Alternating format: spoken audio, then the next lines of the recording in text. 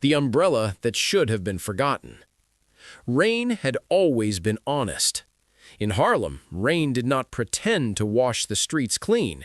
It only made the stains darker. Bumpy Johnson stood beneath the weak yellow glow of a street lamp on 125th Street, holding an umbrella that did not belong to him. The fabric was black, thick, expensive, and heavy with rain. But that was not what troubled him. What troubled him was the dark rust-colored smear drying along the inside seam. Blood. Not fresh, not dripping, but unmistakable. The kind of blood that did not come from accidents. The kind that stayed in your memory longer than it stayed on your hands. Bumpy had found the umbrella leaning against the iron fence outside St. Nicholas Park, forgotten or abandoned after a long and violent night. At first, he had almost left it there. A man in Harlem learned quickly what not to touch. But then he noticed the initials carved into the handle. J.L. Joe Louis, the champion, but pride of Black America. The man whose victories made Harlem feel 10 feet taller. And suddenly, the umbrella was no longer just a forgotten object. It was a message. The city that never slept and never forgot. Harlem in those days breathed through shadows. Jazz spilled from open windows. Laughter drifted from basement clubs. But beneath the music lived something darker. Quiet wars, silent deals, and men who vanished without headlines. Bumpy Johnson was not a violent man by nature. People misunderstood him.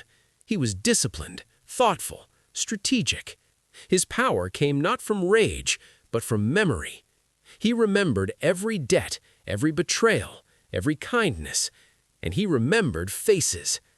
That night when he lifted the umbrella, he remembered one face he had not seen in years. A thin man with pale eyes and a soft voice. A man who once worked as a tailor near Lenox Avenue. A man who smiled too easily when others spoke of pain. They used to call him Elias Crow. Now the police whispered a different name. The Umbrella Killer. No gun, no knife, just patience and whatever object was nearest. A blood trail through silence. 3 bodies had been found in 2 weeks. No witnesses, no struggle, just neat wounds and strange precision. The newspapers printed rumors but no names. The police said nothing. The streets said everything. Women stopped walking alone after dusk. Shopkeepers locked early. Men looked twice before offering help to strangers. And somewhere in that fear, Joe Louis had lost his umbrella. That alone was alarming. Joe Louis was careful, protective, almost superstitious about his belongings. Bumpy knew him well, not as a gangster, as a friend, as a symbol. He had once told him, "If they can't break my fists, they'll try to break my name." Now, blood on his umbrella could do exactly that, if the wrong people saw it, if the police found it, if someone wanted Joe framed for murders he did not commit. Bumpy folded the umbrella slowly, as if handling something fragile. This was not just evidence. This was a weapon aimed at a man who had lifted millions with hope. The decision no one expected. Most men in Bumpy's position would have burned it, or buried it, or thrown it in the river and forgotten the night. But Bumpy Johnson did something else. He took the umbrella home, and he began to clean it. Not to erase the blood, but to preserve it. He used alcohol, cloth, patience. He lifted the stain gently until only a faint shadow remained, enough to prove its presence, not enough to be noticed by careless eyes. Then he wrapped the umbrella in brown paper, and he waited, because Bumpy did not believe in chasing killers. He believed in letting killers reveal themselves. A knock at midnight. 2 nights later, at exactly 12 minutes past midnight, someone knocked at Bumpy's door. Not loudly, not urgently. 3 slow taps, the kind used by men who did not want attention. Bumpy did not reach for a weapon. He reached for the umbrella and opened the door. Elias Crow stood there, thinner than before, rain dripping from his hat brim, eyes pale as old glass. He smiled. "I think you found something that belongs to me," Elias said softly. Bumpy studied him. "No," Bumpy replied. "I found something that belongs to the truth." Elias's smile did not fade, but his hands began to tremble, because behind Bumpy, in the lamplight of the hallway, he could see the umbrella, and he could see the faint shadow along its seam, the shadow that only one man in Harlem knew how to make. The trap begins. Bumpy invited him in, offered tea, listened. Elias spoke slowly, carefully, pretending he had lost the umbrella weeks ago, pretending it meant nothing. But Bumpy asked one simple question. "Why does Joe Louis's umbrella smell like bleach?" Silence. Not long, but deep. The kind that swallows confidence whole. Elias's eyes moved, calculating. And in that moment, Bumpy understood something important. This man was not here to recover the umbrella. He was here to make sure it never spoke. The first crack in the mask. Bumpy leaned forward. "You know," he said quietly, "umbrellas are funny things. They protect you from storms, but they also hide what you carry underneath." Elias swallowed. Outside, thunder rolled. Inside, something worse was happening, because Bumpy had already sent word to two people. One was a detective who trusted him. The other was Joe Louis, and both were on their way, not to punish, but to witness. End of part 1. The rain continued to fall. The city continued to breathe. And in a small Harlem apartment, a man who had never been caught realized something terrifying. The umbrella had not been forgotten. It had been chosen. And what Bumpy planned to do with it next would not just stop a killer. It would make him beg. The champion and the confession. When Joe Louis arrived at Bumpy Johnson's apartment that night, Harlem itself seemed to pause. The champion did not come with bodyguards or reporters or applause.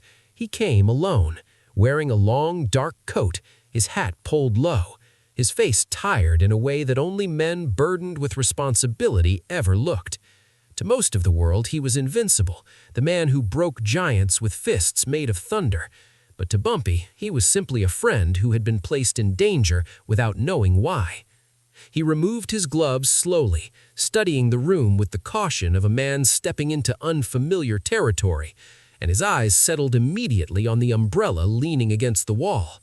For a moment, his breathing changed, subtle but real, as recognition struck him with quiet force. He had lost that umbrella 2 nights earlier, after leaving a charity event, and though he had not thought much of it then, seeing it here made something cold tighten in his chest. Bumpy greeted him warmly and poured tea as though this were an ordinary visit between old acquaintances, but the air between them carried weight, thick with unspoken fear and unsolved questions. Joe did not ask how the umbrella found its way here. Instead, he asked the only thing that mattered. He asked whether it was true. Bumpy nodded, not with drama, not with accusation, but with the calm certainty of a man who had already traced the story backward through shadows. He explained what he had seen on the fabric, what the police whispered in alleys, what the streets already believed. And as he spoke, Joe's face slowly hardened, not with anger, but with resolve. Because the worst thing for a champion was not losing a fight, but becoming a symbol of something he had never done. Joe listened carefully, every word settling into place, and when Bumpy finally silenced, the boxer stood silently for a long moment, staring at his own initials carved into the handle of an object that had nearly destroyed his life without knowing why. While they spoke, Elias Crow sat across the room pretending to remain calm, though sweat now traced faint lines down his temples and gathered along his jaw. He had not expected Joe Louis to appear. He had come to retrieve an object, not to face the man whose name he had borrowed like a disguise. Elias had lived most of his life unnoticed, drifting through jobs, through neighborhoods, through people's trust, killing only those he believed would never be missed. But this was different. This was a room filled with men whose names carried weight, men who did not vanish into silence, and he felt for the first time the terrible realization that patience, the weapon he had mastered, had finally betrayed him. He attempted to speak, to explain, to soften the moment with carefully chosen words, but Bumpy raised a hand and stopped him, not with threat, not with violence, but with the quiet authority of someone who already knew every answer. Bumpy leaned forward. "You know," he said quietly, "umbrellas are funny things. They protect you from storms, but they also hide what you carry underneath." The morning after Elias Crow was taken away did not feel like a victory to Bumpy Johnson.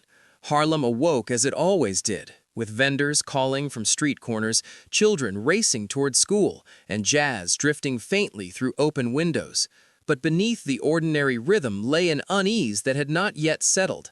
The arrest had been quiet, the confession sealed behind police doors, and the city did not yet know how close it had come to scandal, fear, and the slow poisoning of its greatest symbol. Bumpy walked the streets alone that day, his coat buttoned against the lingering chill, his thoughts heavy with the knowledge that justice, though delivered, had not yet been completed. He understood better than most that the law could punish bodies, but only truth could repair reputations, and until Joe Louis's name was cleared beyond all doubt, the shadow cast by that umbrella still lingered over Harlem like a cloud waiting to break. Inside the police precinct, detectives moved carefully, aware that this case carried more than ordinary weight. Elias Crow's confession, though detailed, was not enough by itself to protect Joe Louis from rumor, because in the world beyond courtrooms, suspicion lived longer than facts. Papers would ask questions, enemies would whisper, rivals would smile quietly at the thought of a champion brought low not by fists, but by scandal. Bumpy knew that the law would hold Elias, but the streets would still judge, and it was that invisible trial, the one held in alleyways and back rooms and late-night conversations, that concerned him most. He met with trusted figures that afternoon, men who controlled newspapers, clubs, unions, and neighborhoods, and he told them a story that was simple, careful, and true. A story about an object misused, a name borrowed, and a crime solved before it could poison the future. Word traveled quickly, not as gossip, but as correction, because Bumpy's voice carried credibility earned over decades of measured leadership. Shopkeepers told customers, musicians told audiences between sets, barbers repeated it while trimming hair. Slowly, deliberately, the narrative shifted, transforming suspicion into relief, fear into gratitude, and confusion into clarity. Joe Louis, who had withdrawn from public life during those tense days, returned to training quietly, his focus unbroken, his dignity preserved not by headlines but by the quiet loyalty of a community that refused to let him be wrongly stained. In Harlem, people did not speak loudly of the case, but when they did, they spoke with pride, because it had shown them something rare, that justice could be achieved not only through force, but through patience, intelligence, and restraint. Meanwhile, Elias Crow awaited his formal charges in a holding cell that seemed smaller with each passing hour. Stripped of the anonymity that had once protected him, he now faced a different kind of fear. Not the fear of capture, but the fear of being remembered. He had believed his victims would fade into silence, but instead he found himself becoming a lesson, a warning whispered among criminals and policemen alike about the limits of cleverness and the inevitability of consequence. During interrogations, he spoke freely, not to bargain, not to escape, but because he no longer saw any value in secrecy. He described patterns, methods, mistakes, and motives, offering investigators a rare window into a mind that had learned too late that control was an illusion. And in doing so, he unknowingly gave Harlem one final gift, the assurance that the terror haunting its nights had truly ended. Bumpy followed the proceedings from a distance, never appearing in court, never attaching his name to official records, content to let others receive credit for an outcome he had quietly shaped. This distance was not modesty, but wisdom, because he understood that power worked best when unseen, that influence lasted longer when it did not announce itself, and that the greatest victories were those that left no fingerprints behind. Yet, in private moments, when alone in his apartment, he sometimes took the umbrella from the closet and examined it again, tracing the grain of the handle, the faint marks where blood had once clung, and he reflected on how easily that object could have been ignored, discarded, or destroyed, and how different the city might have become had he chosen any path other than patience. Joe Louis visited him one evening as the case neared its conclusion, bringing no entourage, no fanfare, only a bottle of good whiskey and the quiet gratitude of a man who knew how close he had come to disaster. They spoke not of boxing or crime or fame, but of responsibility, of the strange burden of being watched by millions, of the ways small choices echoed through lives far beyond their origin. Joe admitted that losing the umbrella seemed trivial at the time, almost forgettable, and Bumpy replied that history often hid inside the smallest moments, waiting for someone attentive enough to notice. They drank slowly, in silence more often than speech, and when Joe finally left, he did so lighter than he had arrived, carrying with him not only relief, but renewed respect for a man whose power had saved him without demanding thanks. As the trial of Elias Crow concluded with swift and decisive sentencing, Harlem exhaled collectively, the tension of weeks dissolving into a cautious peace. The newspapers printed the facts with careful wording, praising police work, mentioning anonymous tips, never hinting at the deeper currents that had guided the investigation. To the outside world, it was simply another criminal caught, another chapter closed.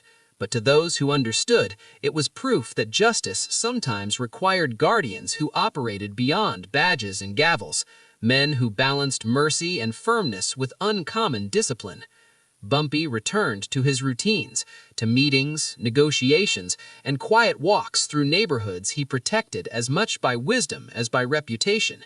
Yet something within him had shifted, not hardened but clarified, because he had seen again how fragile honor could be and how fiercely it must be defended. In the weeks that followed, stories began to circulate, not about murders or killers, but about an umbrella, spoken of almost playfully at first, then with increasing reverence, as people realized what it had carried and what it had prevented. Children heard fragments from their elders, embellishing them into legends of clever traps and heroic rescues, and though much of it drifted toward myth, the core remained intact, that one forgotten object had altered the fate of men and the direction of a community. Bumpy never corrected these tales, never denied or confirmed them, because he understood the value of symbols, how they taught lessons more effectively than sermons, and how sometimes it was better for a story to belong to the people rather than to its author. By the time spring arrived, Harlem had largely moved on, yet the echoes of that quiet trial lingered in subtle ways, in renewed trust, in a deeper appreciation for those who guarded the line between chaos and order, and in the unspoken agreement that some battles were best fought not with fists or guns, but with patience and intelligence. Bumpy, watching the city bloom again after winter, felt a rare sense of completion, not triumph, but harmony, because for once the scales had balanced without tipping into unnecessary bloodshed. He placed the umbrella back into its resting place, closed the closet door gently, and walked out into the sunlight, knowing that the storm it had carried was over, and that what remained was not fear, but a lesson that would guide him long after the rain had dried from Harlem's streets. The umbrella that changed Harlem. Time moved forward in Harlem the way it always did, with stubborn resilience and quiet determination, yet something invisible had shifted in the fabric of the neighborhood after the storm passed and the killer vanished into history. People did not speak often about Elias Crow anymore, and when they did, his name sounded distant, hollow, already losing shape in memory. But they spoke of Bumpy Johnson with renewed reverence, not as a ruler of shadows, but as a guardian of balance, a man who had proven that strength did not always require cruelty and that leadership could arrive in silence. In barber shops, in jazz clubs, in back offices where decisions shaped the fate of blocks and families, men told the story in low voices of how a single object had traveled through danger and emerged as a shield, not because of magic, but because it had been placed in the hands of someone who understood responsibility more deeply than ambition. The umbrella, once forgotten against an iron fence, had become a symbol, not of violence, but of discernment, and in that transformation lay the true lesson of the ordeal. Bumpy himself changed in subtle ways that only those closest to him noticed, becoming more deliberate, more contemplative, as though the events had sharpened his sense of consequence beyond what years of power already had. He found himself paying more attention to small details, to objects left behind, to faces that lingered too long in doorways, not from suspicion, but from an understanding that fate often whispered before it shouted. He invested more time in protecting institutions rather than expanding territory, strengthening schools, supporting clubs, encouraging young men toward discipline rather than recklessness, because he had seen firsthand how easily one careless moment could unravel lives far beyond its origin. The umbrella remained in his closet, untouched, preserved not as evidence or relic, but as a reminder, a private compass pointing always toward restraint. And in moments of uncertainty, he sometimes opened that door and studied it, grounding himself in the memory of how close Harlem had come to losing more than it ever knew. Joe Louis visited him one evening as the case neared its conclusion, bringing no entourage, no fanfare, only a bottle of good whiskey and the quiet gratitude of a man who knew how close he had come to disaster. They spoke not